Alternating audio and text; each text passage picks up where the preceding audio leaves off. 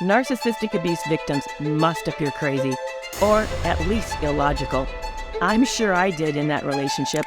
How often we describe toxic things as persons doing. The most shocking things like storming out of the house to be gone all night, making horrible or cruel accusations, taking no accountability for atrocious behavior, and the rampant cheating. Yet we say things like, I love this person, but man, I hate what they do. Or, I know they're trying so hard, why do they have to hurt me like this? Have you ever wondered what's going on? Or who the crazy one is? In this video, I'm going to explain what happens inside these relationships, why victims appear confused and stay way too long in toxic or dangerous situations, why victims can't see the truth about their partners. First, you'll learn the confusing dual reality narcissists create. Secondly, how narcissists offload responsibility for their emotional well-being. And third, the role increased dependency plays in keeping victims trapped in a narcissistic relationship. Hi, I'm Dr. Kerry Kerr McAvoy, a licensed mental health clinician, and despite having over 20 years of counseling experience, I also got trapped in a relationship just like this. If you'd like to hear my story, check out the first episode in this series, How Love Nearly Cost Me My Life, or read my book, Love You More, the harrowing tale of lies, sex addiction, and double cross. If you're new here, this is the 10th episode in a year-long series called Toxic Love. Each week, I'm deconstructing a pathological love relationship from start to finish. Let's take a closer look at the controversial and uncomfortable stuff, the ugly truth that no one's talking about. Like this video and subscribe to this channel so that you don't miss the next episode.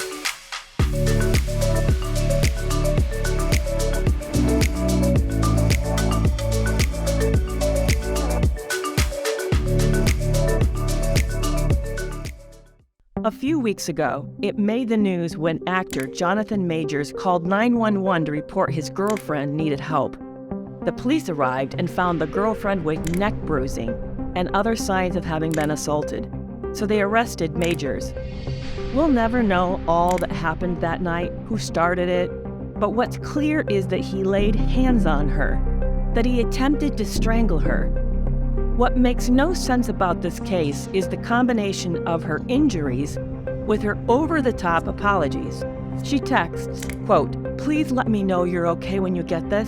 They've assured me you won't be charged. They said they had to arrest you as protocol when they saw my injuries on me, and they knew we had a fight. I'm so angry they did that, and I'm sorry you're in this position. I will make sure nothing happens about this. I told them it was my fault for trying to grab your phone. I only just got out of the hospital. Just call me when you're out."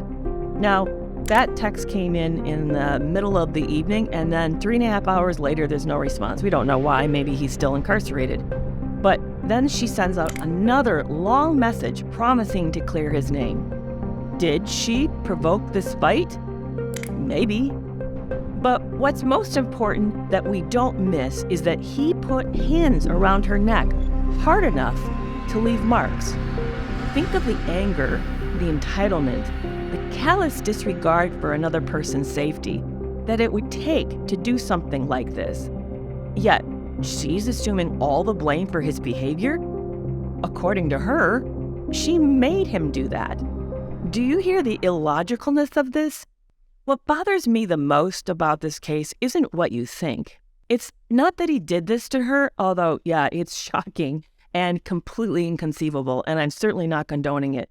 Yet, unfortunately, that's all too common. And it isn't that she's taking all the blame, because victims do this all the time in an effort to save a bad relationship. It's that in the middle of my last relationship, I could see myself doing the same thing as her. And in this video, I'm going to explain why. So let's first tackle the dual role of Dr. Jekyll and Mr. or Ms. Hyde. If you watched the last several videos in the Toxic Love series, you already know that we don't get to meet a real person when we meet the narcissist, that they create a facade or a false self that hides who they really are. And if you'd like to understand more about this, please check out the video called Peeling Back the Good Guy Mask. There's who they really are, what they do, and how they act when they're not with you, the Mr. Hyde persona, That's the person that you don't know. But then there's the person that you do know, the Dr. Jekyll facade. This creates a dual reality. Both people seem to exist side by side. At first, there's only subtle signs of Mr. Hyde. The slips are very few, but our gut detects that something's off. We feel an uneasiness that we can't put our fingers on. Maybe it's the way the narcissist lashes out or does something out of character. Maybe they make a slip in a lie. But we sense something doesn't quite add up, that there's this odd way they show up and disappear, the way they make grand gestures and then do really thoughtless things.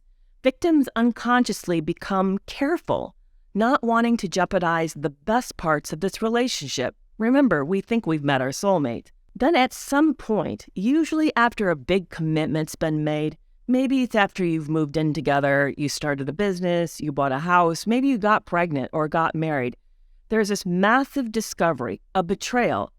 But by then, you've invested a lot and you're deeply in love. And here's what most victims don't admit. We realize that we need them more than they need us. So despite this betrayal ripping out our guts, we stay and work even harder to get back to the way things used to be. And just like the narcissist is both Dr. Jekyll and Mr. Hyde, a dual reality also gets created within the victim of the good relationship and the bad relationship. We learn to enjoy Dr. Jekyll, and we work really hard to keep him or her around. But we also, at the same time, learn how to survive the Mr. or Ms. Hyde persona. Those around us see this duality, how it's sometimes seemingly a perfect relationship, yet also a horrible relationship, and it must appear crazy because it is. The narcissist treats us like kings and queens and then turns around and treats us like trash. They say they love us while they hurt us, and we both love and are terrified of them. What I just described is called chronic and persistent cognitive dissonance. I can tell you from personal experience, it is the most agonizing feeling of intense confusion. You can't see the truth because you're caught in the dual reality. It's like your mind just spins and spins and spins as it struggles to make sense of the incomprehensible. They love me and they treat me horribly. They say they would do anything for me and yet they do nothing for me. If this describes what your situation's like right now, my online course, First Steps to Leaving a Narcissist, resolves this mental trap. So, number 2, the offloading of emotional responsibility of the narcissist's well-being. There's another key piece to understanding about why seeing through the duality is so difficult. Narcissists are savvy. If you're a big game hunter, you've studied your prey, you know their home territory, where they eat, if they're part of a pack, you know when they're most vulnerable and when they're the most dangerous. Narcissists do the same. They choose people who are in a uniquely vulnerable position as long-term partners. Usually they look for someone who suffered a loss, maybe made a major move, might have started a new position at the job, or gone through a rough breakup. All the better if they find someone who's had previous trauma. They want someone who's a little or a lot emotionally needy. When I met my narcissist, I'd recently been widowed, and the loss of my late husband destroyed most of the familiar roles in my life. And yes, I was very needy at that time. They choose someone like this because that person is easier to control.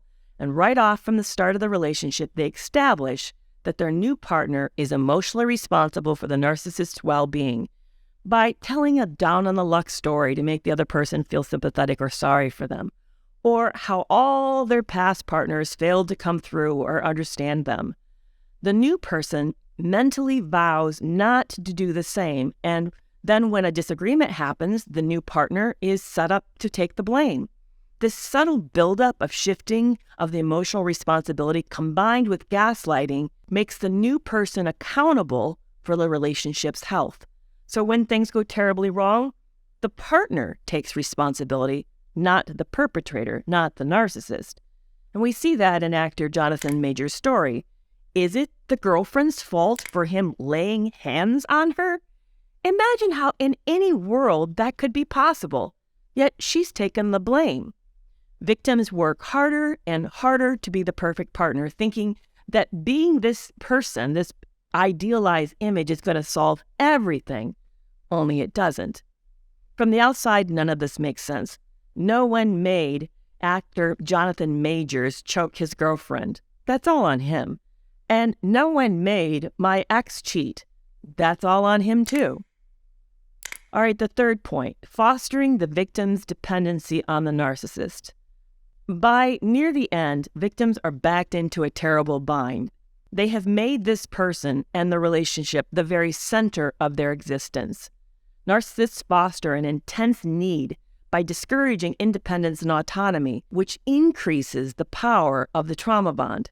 They do this in several different ways. They use, for example, subtle criticisms which plant self-doubt in the partner's mind. And then the partner begins to look to the narcissist to make all major life decisions.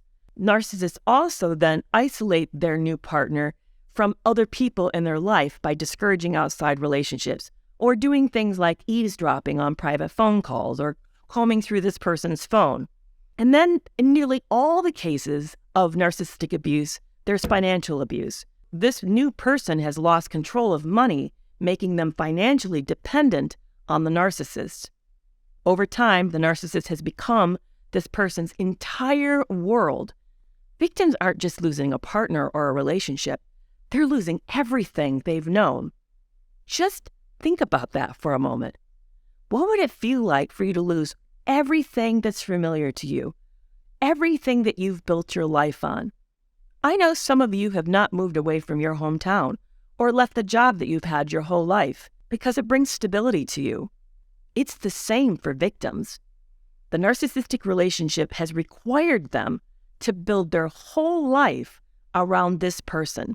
Now you know 3 more reasons why victims stay despite all the confusion and craziness. Has this video been helpful in understanding why victims appear so illogical and even crazy? Why they don't leave when they really should? If so, please like this video and stick around by subscribing to this channel. And if you like this episode, then be sure to check out last week's when I exposed the truth about sex with a narcissist. And you're not going to want to miss next week's when I'm going to tackle why narcissists cheat. Big hugs to you all. Stay strong and safe.